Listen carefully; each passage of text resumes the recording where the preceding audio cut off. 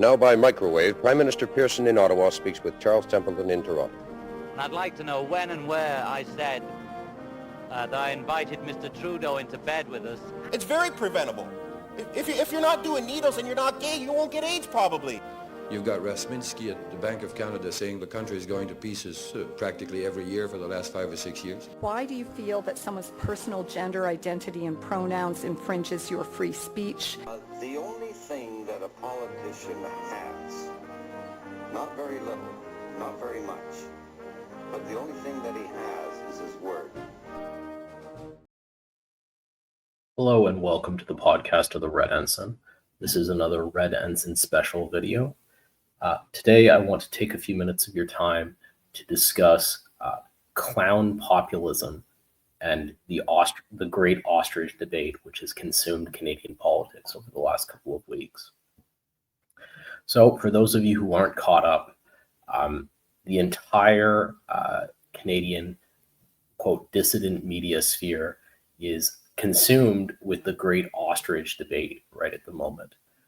It surrounds a farm in British Columbia that has a flock of a couple of hundred ostriches that are being kept for medical research purposes that contracted avian flu, and as a result, under the policies of the Department of Agriculture, are supposed to be culled. And there have been a series of protests and a massive online campaign to try to save the ostriches. Now, why am I drawing your time and attention to this absolutely absurd issue? For two basic reasons. First of all, there is an actual underlying issue here, right? The Department of Agriculture rules that require the culling of an entire flock as a consequence of a non-fatal of previous infections with avian flu are ridiculous.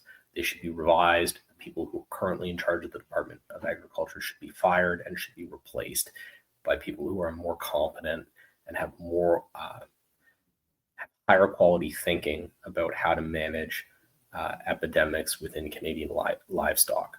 This is a much smaller part of the much broader campaign, the much broader position held by this channel that there should be regime change and a circulation of elite within Canada, right? Our current ruling class believe absurd things and impose absurd government on us.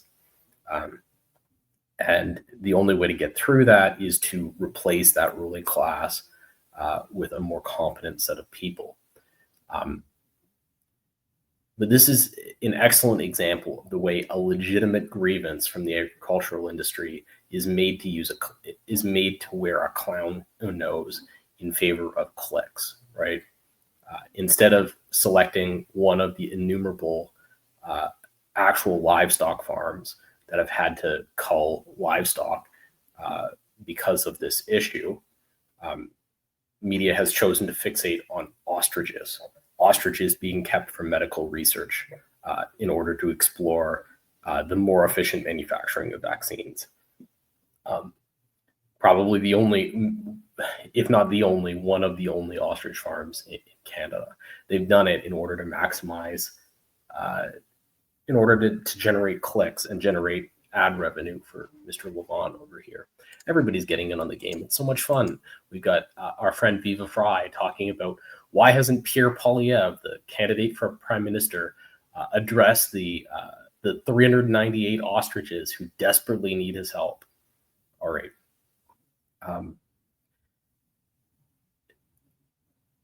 When real politics crosses stream with the need to maximize populist support across a social media platform that's driven by sensationalism, you get this state of affairs where serious issues are made to wear this kind of clown clothing, right? The Supreme Court of Canada today issued a stay of execution for the ostriches. The guise under which they're taking up the fairly serious issue of managing epidemics in Canadian livestock is the guise under which they're taking this issue up is the management of protests around an ostrich farm, not doing serious agriculture in any way, shape, or form, right? So the first consequence of this populist strategy is that the dumbest version of an issue comes to the highest court in the land for attention. That's issue number one. Issue number two is that the set of activists who have managed to coordinate to make ostriches the issue of Canadian politics over the last 3 months. And let's just have a look at the scale of this, right? So these protests have been going on since May and have varied in scale from sort of 50 protesters all the way up to about 200, right? So there is no large groundswell of popular discontent related to these ostriches. There's a fairly small group of highly motivated people making this the issue. Now, we talked earlier about the fact that our goal here at this channel, broadly, the reason you first watched a Rebel Media event, the reason you first tuned into Viva Fry is because you think that the way Canada is governed is unacceptable, and that it needs to be changed, and you found this channel because you concluded that the only way that it can be changed is as a consequence of a circulation of elites. Instead of forwarding an issue in a way that addresses that set of realities, these outlets who are competing for your time and attention and money have decided to make an entirely safe issue the issue, right? An issue which, even if addressed to the satisfaction of the protesters, will do nothing to fundamentally change who decides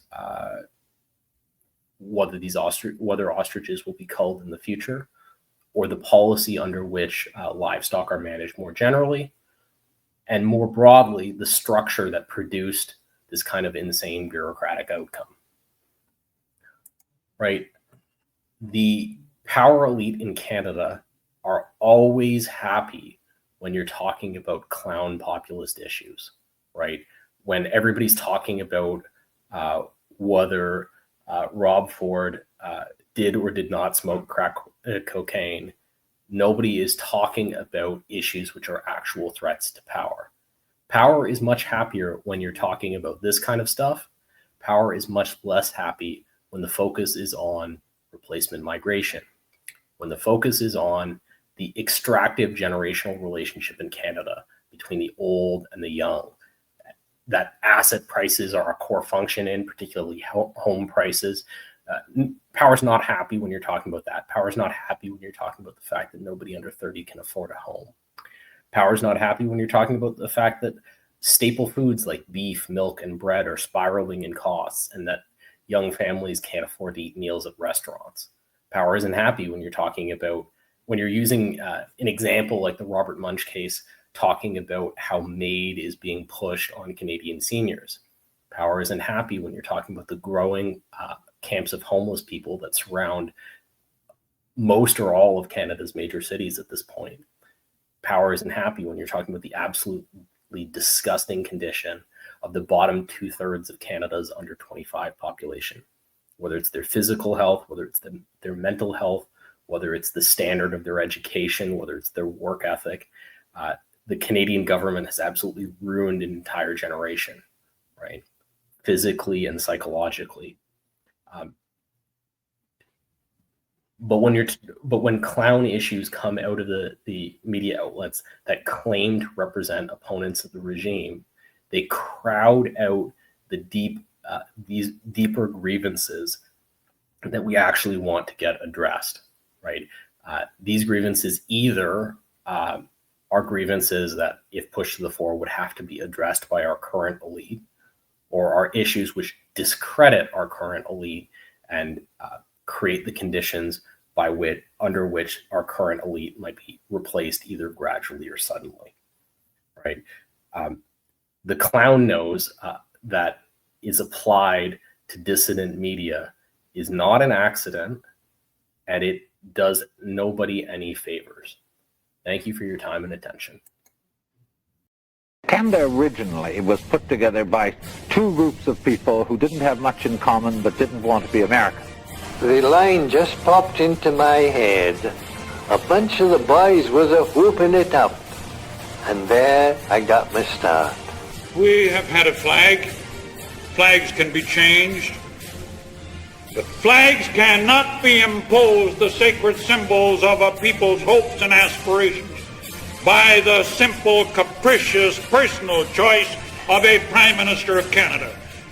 I have watched this country for half of my life from abroad, and we have turned complacency into just that, a national sport. I am resolutely opposed to all innovation, all change, but I am determined to understand what's happening. I don't choose just to sit and let the juggernaut roll over me.